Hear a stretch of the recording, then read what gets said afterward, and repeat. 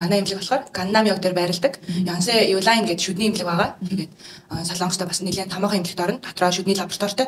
Тэр нарийн имлэг дээр ингээд жижиг имлэг орчоод нэг юм чинь бүх төрлийн имчилгээ хийдэг штеп. Манай имлэг болохоор зөвхөн имплант имчилгээг имплантныхын бис заслын имчилгээг гажигсан имчилгээ мэргэжлэр ингээд яг хоргоодолт юм уу совгийн имчилгээг бол тусдаа яг тэр имчнэр нь хийгээд явчихдаг.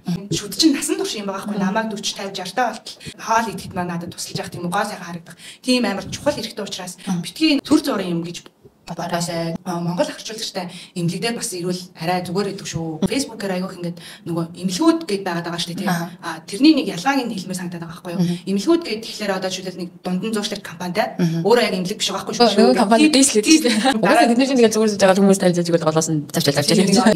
Тэрний цаана юу байгаа гэхэлээ бас нэг компани л байгаа байхгүй юу? Имлэг биш. Тэрийг аягүй сайн ингээд ялгаасай гэж хүсэж байна. Би бол Солонгос имлэгийн одоо зүгээр орчуулагч тийм үү. Гэтэл монголчуудаа үйлчлүүлэгчдийн хувьд бол би тэдний туслагч байгаа байхгүй. Яг ясам дээр ярих юм бол одоо энэ Солонгос имлэгт нэг монгол хүчнээр тутахгүй шүү дээ. Одоо жишээл манайх чинь 130 хүн өдөрт ирж идэг тийм имлэг байхгүй. Гэтэл энд нэг монгол ирнэ үү, ирэхгүй байна уу? Тэр бол нэг санамж. Гэтэл нэг монгол хүн над дээр зориод ирэхдээ сэтгэл ханамжтай үйлчлэгээ аваасай гэж аягүй тэгж боддог.